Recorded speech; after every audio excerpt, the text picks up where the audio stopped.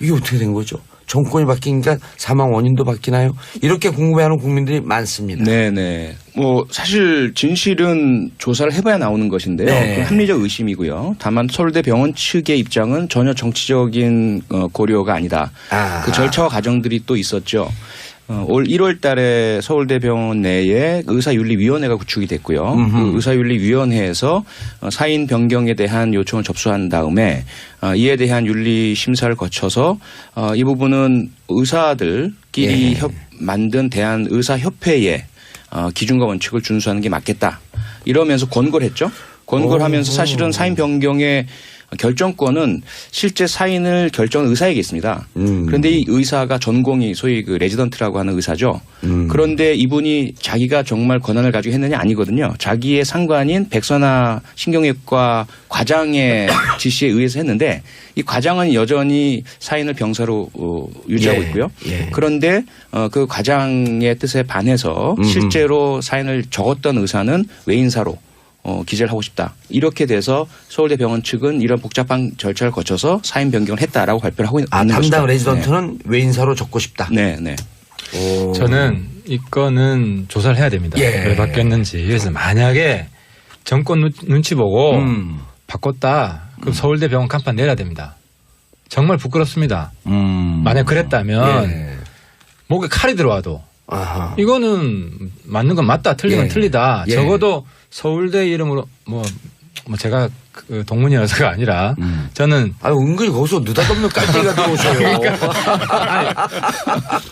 아니 누가 하태경이 서울대 나왔냐고 물어봤어?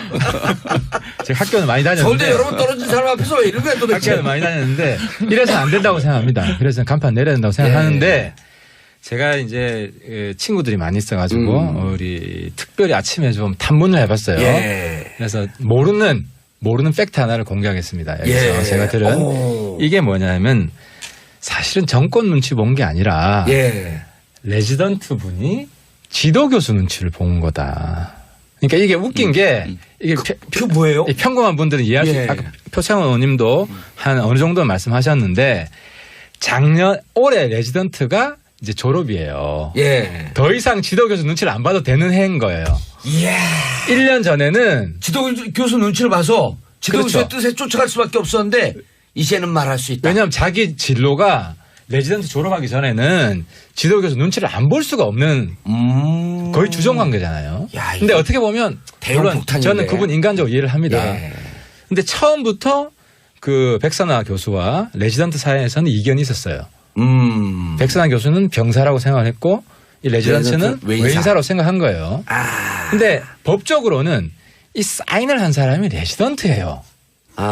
백선아 교수가 아니고 사인을 한 사람은 레지던트인데 레지던트가 1년 전에도 내가 총대를 매겠다. 나 의사 안 해도 좋으니까 총대를 매겠다. 레지던트 졸업 안 시켜줄 수 있잖아요. 그러면은 1년 전에도 했을 거예요. 그런데 사실 의사를 포기한다는 것 자체가 인간적으로 볼 때 그러면 이해가 좀 되잖아요. 근데 지금은 졸업을 해가지고 이제 부담이 없는 거예요. 백선아 교수 눈치를 볼 필요가 없는 거죠. 그러니까 조사를 하자 그러면서 사실은 정답을 다 얘기했네요. 아니 그러니까 이게 맞는지 제가 오늘 들은 이야기인데 내부자로 들은 이야기인데 한번 검증할 필요가 있죠. 그래서 조사를 해야 된다는 이런 거죠. 정보 보고를 들었는데 진짜 이게 맞는 건지. 그렇죠. 그러니까 저희는 사실 이 사건 초기부터 안전행정위원회에서 그 아주 긴밀하게 국회의원이셨죠? 깜빡했어. 사건 초기부터 이제 관여를 하다 보니까 최초에 그 2015년 11월 14일 날 백남기 농민이 이제 쓰러지시고 바로 응급실로 실려 가셨잖아요. 그 당시에 백선아 교수의 말씀은 그 가족들 분들께 가망이 없다. 그러므로 추가 치료보다는 요양 등의 준비를 하시는 게 낫겠다는 말씀을 했어요. 근데 이게 녹음이나 이런 게 되어 있질 않아요. 증인들은 많잖아요. 그리고 나서 말씀이 바뀌어요. 바뀌면서 연명 치료를 들어가거든요. 그러면서 문제는 뭐냐면 지금 결국은 그 법의학이나 또는 대한의사협회 매뉴얼이나 전부 이 경우에는 외인사로 해야 된다라고 되어 있는데 무리하게 시간을 끌면서 최초의 사고와 죽음 사이의 관계를 상당히 옅게 만들어버린 거죠. 그러면서 입원 치료 과정에서 발생한 병, 신부전증 으로 인해서 발생한 병사다라고 이제 무리하게 그 사인을 내렸던 것이 큰 문제가 됐던 것이죠. 알겠습니다. 제가 보기에 이게 굉장히 뭐 복잡하게 설명을 하는데 그 일반 국민들은 아주 단순하게 이해를 할 거라고 봐요. 예. 아까 그 레지던트와 그 지도교수 사이의 문제라고 봤지만 저는 그러면 백 교수는 의사 양심에 따라서 이걸 병사라고 받겠느냐라고 하는 저는 그렇게 생각하지 않아요. 저는요. 또 위에 누군가의 눈치를 봤다. 이 사건은 제가 서울대 병원장이 임명되는 그 과정을 좀 압니다. 개인적으로는 아주 저랑 친한 고등학교 친구가 사실 그 과정에서 좀 이렇게 배제되기도 하는 과정을 보면서 기자 출신의 국회의원이었죠? 깜깜했어요. 그랬는데 예. 이것은 한마디로 말하면 서울대 병원 치욕 사건입니다. 예를 들어서 치욕 사건.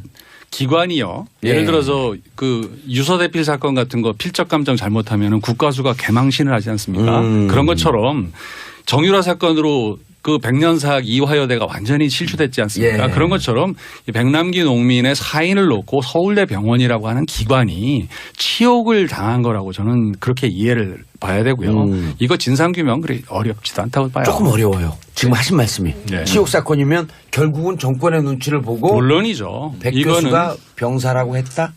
병원장과의 관계를 봐야 되겠죠. 이 부분은 예. 합리적 의혹입니다. 예, 합리적으로 문제제기할 수 있어요. 예. 왜 그러냐면 서울대 병원장이 최순실 청문회 때 나왔습니다. 예. 서창석 원장 뭐 다 예. 알고 계시니까.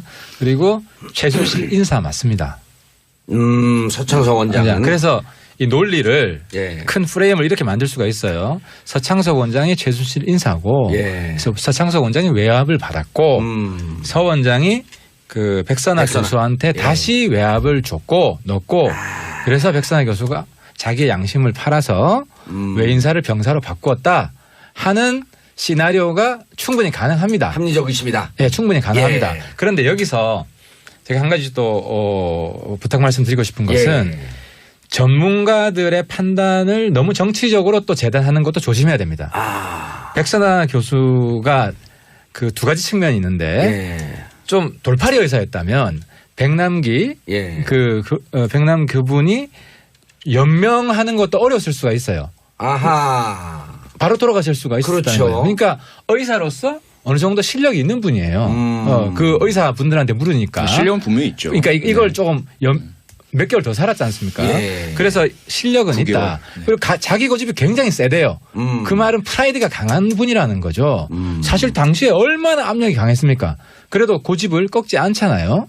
근데 그런 분이 서창석 원장 임기제인데 그 외압을 받아서 했을까? 라고 하는 역의 의심도 가능하기 때문에 이 부분은 정말 조사를 해서 예. 그래야 다 명예가 어떤 분은 불명예가 안 씌워질 수도 있고 명예를 회복할 수도 있고 그래서 이거는 반드시 서로를 위해서 진상조사가 필요하다는 겁니다. 하 의원님 그런데 서울대 의대 권위자인 거 맞거든요. 백선아 교수를 가르쳤던 이윤성 교수는 같이 기자회견할 때 그 장면 다 기억나시잖아요. 백선아 교수가 발언할 때 옆에서 절레절레 흔들면서 결국 이윤성 교수는 백선아 교수가 잘못됐다. 이렇게 얘기했단 말이에요. 이 부분은 어떻게 보실까요? 학문적으로 겸허해지기가 굉장히 힘듭니다. 무슨 이야기냐. 저도 사실은 힘들었어요. 제가 친북 NL 운동하다가 이거 잘못됐다. 저는 공개적으로 반성을 했습니다. 그런데 이런 분 많지 않거든요. 마찬가지입니다. 전문가들의 세계에서는. 본인이 훌륭하다고 얘기한 거예요? 아니, 정말? 그러니까 전문가들의 세계에서는 자기가 실수했던 어쨌든 한번 결론 내린 거를 뒤집어 엎기가 아니 그것도 보세요. 지금 청와대 그 5대 원칙 이거 저는 바꿔야 된다고 생각하는데 한 번 정해놓으니까 여기에 대해서 입장을 안 바꾸잖아요. 장단점이 있는 겁니다. 그래서 백선아 교수가 의도적으로 외압을 받고 했는지 아니면 초기 오판으로 왜냐하면 자기는 살렸잖아요. 살렸으니까 연명치료가 가능했으니까 당시 죽었을 때는 애매했을 본인 판단에는 근데 이제 실수를 한 건데 뒤집어 엎기는 조금 힘들어지 이런 상황일 수도 있어요. 알겠습니다. 청취자분들 견해 듣겠습니다. 김재강님 의료계 학연 지원 심각하게 따져요. 졸업한다고 과연 그런 용기가 찍히면 발 못 붙이는 곳이 의료계예요. 무척 폐쇄 곳인데 쩝. 자 속보 들어왔습니다. 11시 일기에서 폭염주의보 발생했습니다. 노약자 외출하는 거 좀 조심하시고요. 그런데 경찰 출신의 프로파일러 표창원 교수님. 네. 여튼 교수 입장에서. 예. 경찰 반성할까요? 사과할까요? 만약에 외압을 줬으면 주체가 어딜까? 경찰일까? 아마 경찰 범위를 넘어설 테고요. 경찰은 경찰대로 당연히 사과하고 반성을 해야죠. 그리고 사과 반성은 끝나서는 안 되고요. 이미 사과의 시효를 놓쳤습니다. 백남기 농민이 살아계실 때 입원하셨을 때 뭐 법적 책임 여부는 변론으로 치고요. 예. 일단 어쨌든 경찰과의 대치 상황에서 경찰이 사용한 물대포로 인해서 쓰러져서 사경을 헤매는 상태가 되었을 때는 유감 표명 내지 사과를 해야죠. 그리고 문병도 해야 되고요. 그것이 인간적 도리이고. 근데 그런 부분들을 국회에서도 계속 끊임없이 요청을 했는데도 거부를 했거든요. 이 부분은 분명히 진상조사가 이루어져야 하고요. 처음에 그 물대포 직사를 왜 누구의 지시에 의해서 어떻게 했는지 그리고 그 이후에 왜 사과를 그토록 거부했는지 그다음에 서울대 병원에 대해서는 과연 누가 어떤 압력을 행사했는지 안 했는지 이 부분은 분명히 다 밝혀져야 합니다. 예. 그런데 최 의원님 사건 직후에 이제 백 씨 가족이 서울지방경찰청 등을 고발했어요. 근데 검찰이 1년 반이 지났는데 아직도 수사 중에. 이건 또 뭐예요? 알지 않습니까? 왜 그런지. 우리 청취자분들 모른대요. 왜 그런지. 이게 사실 기억을 더듬어 봐도 금방 알지만 그 당시 이제 표창원 의원 같은 경우는 뭐 서울대 병원에 가서 뭐 계속 그 활동을 하고 하셔서 가까이서 보셨겠지만 그 부검의 과정이라든지 장례 절차 과정이라든지 이런 때 경찰 차원을 훨씬 넘는 대한민국 최고 권력이 개입하고 있다는 정황은 금방 볼 수 있지 않습니까? 누구나 봐도. 그건 뭐 너무 상식적으로 이해될 수 있는 사안이고 이 사안에 대해서 굉장히 아주 다각적으로 청와대에서 관심을 보이고 있었고 또 박근혜 대통령께서 상당히 관심을 보였던 걸로 저는 알고 있습니다. 예. 하 의원님 아까 조사해야 된다. 그런데 일반 국민들은 백남기 농민 어르신 사건을 재수사해야 된다. 처음서부터. 이런 요구도 많거든요. 근데 뭐 재수사란 말이 틀렸죠. 수사도 안 했는데. 그러니까 이제 수사도 안 했어요. 수사도 안 했지 않습니까? 그러니까 수사를 오늘 대표 나가면서 스트레스가 좋아졌어요. 사실 말씀하시니까. 근데 저는 여기서 쓴소리 또 한 번 하겠습니다. 그 문재인 정부가 검찰 개혁의 첫 단추가 약간 바람이 빠졌어요. 김샜어요. 그 뭡니까? 돈봉투 사건 뭐 굉장히 큰 게 있을 것처럼 시작했다가 용두사미로 끝났잖아요. 별거 없었잖아요. 근데 이거는 뭐가 있을 수 있습니다. 이 건은 왜 검찰이 1년 몇 개월 동안을 끌고 안 했느냐. 그리고 경찰도 자체 감찰하다가 그만뒀죠. 그렇죠.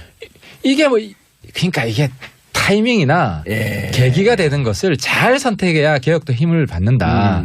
근데 뭐 지난번에 뭐 국방부 보고 이것도 흐지부지 끝났어요. 그래서 국방부 개혁 필요합니다. 근데 그 첫 단추를 잘못 끼는 거는 김센 거예요, 거기도. 근데 요건은 검찰 개혁의 계기로 철저하게 그 권력 내부에 뭐가 있었는지 어떤 외압이 있었는지 실제 외압은 저는 여기에 존재할 가능성이 좀 더 높다고 봅니다. 서울대 병원보다도 여기 훨씬 높다. 그리고 이것은 공공의 이익에 훨씬 더 기여한다. 그래서 저는 이해가 특별히 외압을 가하지 않아도 알아서 안 했을 겁니다. 바람 불기 전에 저절로 눕는다. 누가 이거를 구체적으로 하라 하지 마라 하지 않아도 이걸 했을 때 구체적으로 진행했을 때 무슨 일이 벌어질지 모릅니까? 근데 다만 과거 박종철 군 사건과 비교해봐도 검찰 내부에서 일선 검사는 수사를 강하게 하려고 했을 가능성이 있어요. 그런데 위에서 차장부장 올라가면서 뭔가 메시지가 나오고 그 메시지의 근거는 우병우 민정수석이었을 가능성이 크고요. 근데 그런 부분들을 밝혀낼 수 있는지에 대해서는 사실 조금 의문이 있습니다. 어쨌든 이 부분에 대해서는 좀 조사할 필요가 있겠다. 네네. 세 당이 다 합의하신 거죠? 네. 알겠습니다. 조사하세요. 어디서 할지 모르지만. 자, 그런데 아주 이제 좀 안 좋은 사건인데 정치적 증오 범죄. 이건 또 프로파일러 출동해야 돼. 미국에서 공화당 의원들을 향해서 총기 난사 사건이 발생했어요. 범인은 민주당 대선 후보였던 샌더스의 열혈 지지자. 광팬. 이렇게 알려졌죠. 정치적 증오 범죄에 대한 이제 관심이 높은데 범인이 공화당이냐 민주당이냐 물은 뒤에 50발 이상 난사해서 5명이 총살을 입었고 공화당 원내 총무 서열 3위죠. 스티브 스컬리스 하우너는 중태에 빠져 있고 좀 섬뜩하지 않아요? 이런 얘기 들으면? 네, 섬뜩하기도 하고요. 정치적 증오인데. 예, 문제는 사실 이런 사건이 노르웨이에서도 있었고 예. 얼마 전 영국도 브렉시트 파동 중에 노동당 여성 의원이 피살당했고요. 그렇죠. 이건 꼭 정치적으로 보수 진보냐 우파 좌파냐의 문제가 절대로 아닙니다. 예, 그것을 표방하고 내세우는 것인데요. 이러한 행동을 하는 사람들은 일단 개인적인 문제가 있고요. 예. 자신 개인의 문제, 자존감의 하락, 열등감, 컴플렉스 이런 것들을 자신과 동일시하는 예. 그런 정치 이념, 정치 지도자, 정당에다가 지나치게 과잉 의존을 하고요. 그러면서 자신의 문제를 외인화해가지고 그런 상대방 적이라고 여겨지는 대상자에게 이런 지나친 폭력과 테러를 퍼붓는 거죠. 근데 그런 위험성은 우리나라에서도 여전히 극단주의를 갖고 있는 정치 이념을 떠나서 분들이 보여요. 다만 우리는 아직까지는 좀 다행인 것이 총기 소지 휴대가 자유롭지 못하다 보니까 총기 대신에 문자 있잖아요. 네, 그래서 이제 그 사이버상 인터넷에서 주로 많이 표출되고 있고. 제가 드리고 싶은 말씀 해주시네요. 역시 명진행자십니다. 그게 최근에 이제 얼마 전에 예. 그 뭐 집회 과정에서 뭐 야구방망이도 등장하고 또 폭력 선동도 등장하고 이게 상당히 위험한 징후인데 예.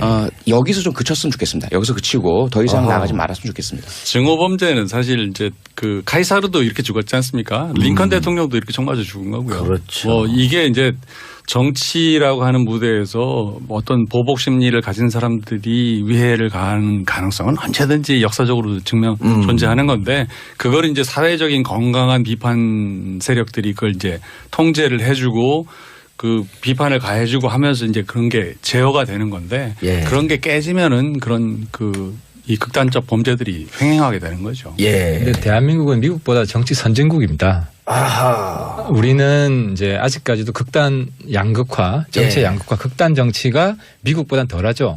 미국 훨씬 심각합니다. 예. 정치 우리도 양극화가. 이제 지금 시점에서 더 이상 가지 말고 극복 좀 해야 돼요. 극복해야 됩니다. 그냥 정치쇼에 자주 나오셔야 돼요. 그러려면 이제 이게 우리 옛날에 온라인으로 싸우다가 현피 뜨자 그러죠. 나와 싸워. 예. 그러니까 지금 문자 폭탄 정도는 뭐 어느 정도 신사적인데 예. 이 부분에 문자 폭탄 신사라고 아니, 하는 맞습니다. 건 동의하죠. 저는 문자 참여 이제 문자 저는 참여. 비교적으로 그렇죠. 저는 정치인에 대한 건 어느 정도 양해하는데 예. 판사와 기자한테 쏟아지는 거는 이건 가중처벌해야 됩니다. 아. 요즘 기자들도 다구리 엄청 당해요. 다구리요? 네.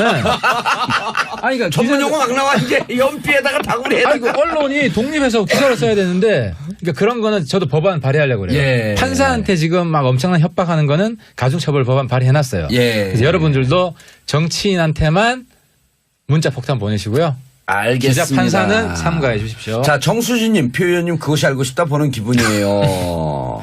자, 1198님 오늘 젠틀 의원님 세 분 말씀 참 잘 들었습니다. 자, 우리 끝났나 의원님들 보죠? 모시고요. 아니, 끝나지 않았어요. 의원님들 모시고 끝날 때 꼭 20, 30초 얘기할 수 있는 기회를 좀 줘라 라고 하는 민원을 제가 받았습니다. 최 의원님 석 이제 끝나는 겁니까? 예, 끝나는 겁니다. 20초 시간 있어요. 아, 예. 하여튼 뭐 좀 전에 나온 말이니까요. 문자 폭탄은 이제 정말 많이들 받아보셨겠지만 그 받는 순간에는 정말 정신이 피폐해집니다. 예. 예, 정말 읽고 싶지 않지만 또 한 번씩 보게 되고요. 그래서 정말 없었으면 좋겠다. 알겠습니다. 아무 주제나 마무리 발언하시면 됩니다. 네, 뭐 저희는 우리 야당 의원님들, 국민 여러분, 언론 잘 모시고 열심히 하겠습니다. 건전한 비판 많이 주시고요. 예. 다만 꼭 해야 될 것은 협조 좀 부탁드리겠습니다. 고맙습니다. 문자 폭탄 아니고 세례를 많이 받으셨죠? 네, 문자 사례를 전 사랑합니다. 저한테는 얼마든지 주십시오. 예. 네. 알겠습니다. 마지막으로. 대한민국 지금 아니, 뭐, 요번에 뭐 준비하잖아요. 그런 얘기만 하라고. 제가 출마 선언을 하겠습니다. 당대표 출마한 이유가 네. 이 대한민국 조금 더 나가면 증오의 정치 생길 수 있습니다. 지금 홍준표 전 지사가 청와대를 주사파 정권이라고 비판했습니다. 이게 득세하면 결국은 서로 칼 들 수가 있는 거예요. 이걸 막기 위해서 우리 바른정당 국민의당 잘해야 됩니다. 잘해야 되고 중간을 강화해야 되고요. 예. 제가 정말 증오로 가지 않게 예. 서로 화해하고 평화로 갈 수 있게 이번에 당대표 나왔습니다. 기호 2번입니다. 많이들 관심 가져주십시오. 아니, 하 의원님이 무슨 당인지 바른정당 모르니까요. 하태경입니다. 모바일로 하는 거랍니다. 예, 모바일 투표입니다. 모바일 투표. 모바일 투표를 우리 당원님들 모바일 투표고요. 예. 일반 국민들 여론조사 전화 갑니다. 또 후보 다른 후보 누구 있어요? 저하고 하태경과의 싸움입니다. 끝까지 얘기 안 하시네. 자, 오늘 여의도를 대표하시는 빅마우스 젠틀한 분들 모시고 다음 주 여의도 UFC는 공개 방송으로 진행할까 하는 생각을 하고 있습니다. 입원 치료 과정에서 발생한 병, 신부전증으로 인해서 발생한 병사다라고 이제 무리하게 그 사인을 내렸던 것이 큰 문제가 됐던 것이죠. 알겠습니다. 제가 보기에 이게 굉장히 복잡하게 설명을 하는데 그 일반 국민들은 아주 단순하게 이해를 할 거라고 봐요. 예. 아까 그 레지던트와 그 지도교수 사이의 문제라고 봤지만 저는 그러면 백 교수는 의사 양심에 따라서 이걸 병사라고 받겠느냐라고 하는 저는 그렇게 생각하지 않아요. 저는요. 또 위에 누군가의 눈치를 봤다. 이 사건은 제가 서울대 병원장이 임명되는 그 과정을 좀 압니다.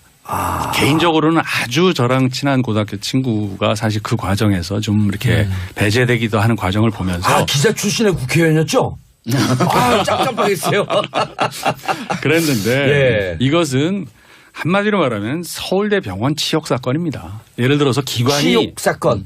기관이요. 예를 들어서 그 유서대필 사건 같은 거 필적 감정 잘못하면 국가수가 개망신을 하지 않습니까? 그런 것처럼 정유라 사건으로 그 백년사학 이화여대가 완전히 실추됐지 않습니까? 그런 이게 어떻게 된 거죠? 정권이 바뀌니까 사망 원인도 바뀌나요? 이렇게 궁금해하는 국민들이 많습니다. 네네. 사실 진실은 조사를 해봐야 나오는 것인데요. 네. 합리적 의심이고요. 다만 서울대 병원 측의 입장은 전혀 정치적인 고려가 아니다. 그 절차와 과정들이 또 있었죠. 올 1월 달에 서울대병원 내에 의사윤리위원회가 구축이 됐고요. 그 의사윤리위원회에서 사인 변경에 대한 요청을 접수한 다음에 이에 대한 윤리심사를 거쳐서 이 부분은 의사들끼리 만든 대한의사협회의 기준과 원칙을 준수하는 게 맞겠다. 이러면서 권고를 했죠. 권고를 하면서 사실은 사인 변경의 결정권은 실제 사인을 결정한 의사에게 있습니다. 그런데 이 의사가 전공이 소위 그 레지던트라고 하는 의사죠. 그런데 이분이 자기가 정말 권한을 가지고 했느냐 아니거든요. 자기의 상관인 백선아 신경외과 과장의 지시에 의해서 했는데 이 과장은 여전히 사인을 병사로 유지하고 있고요. 그런데 그 과장의 뜻에 반해서 실제로 사인을 적었던 의사는 외인사로 기재를 하고 싶다. 이렇게 돼서 서울대 병원 측은 이런 복잡한 절차를 거쳐서 사인 변경을 했다라고 발표를 하고 있는 것이죠. 담당 레지던트는 외인사로 적고 싶다. 네. 저는 이거는 조사를 해야 됩니다. 왜 바뀌었는지. 그래서 만약에 정권 눈치 보고 바꿨다. 그럼 서울대 병원 간판 내려야 됩니다. 정말 부끄럽습니다. 만약 그랬다면 목에 칼이 들어와도 이거는 맞는 건 맞다. 틀린 건 틀리다. 적어도 서울대 이름으로 제가 그 동문이라서가 아니라 저는 은근히 거기서 느닷없는 깔때기가 들어오셔요. 누가 한태훈이 서울대는 아니냐고 물어봤어? 제가 학교는 많이 다녔는데 서울대 여러 번 떨어진 사람 앞에서 왜 이런 거야 도대체? 학교는 많이 다녔는데 이래서는 안 된다고 생각합니다. 그래서 간판 내려야 된다고 생각하는데 제가 이제 친구들이 많이 있어가지고 우리 특별히 아침에 좀 탐문을 해봤어요. 그래서 모르는 팩트 하나를 공개하겠습니다. 여기서 제가 들은 이게 뭐냐면 사실은 정권 눈치 본 게 아니라 레지던트 분이 지도교수 눈치를 본 거다. 그러니까 이게 웃긴 게 이게 뭐예요? 평범한 분들은 이해할 수 아까 표창원 의원님도 한 어느 정도 말씀하셨는데 올해 레지던트가 이제 졸업이에요. 더 이상 지도교수 눈치를 안 봐도 되는 해인 거예요.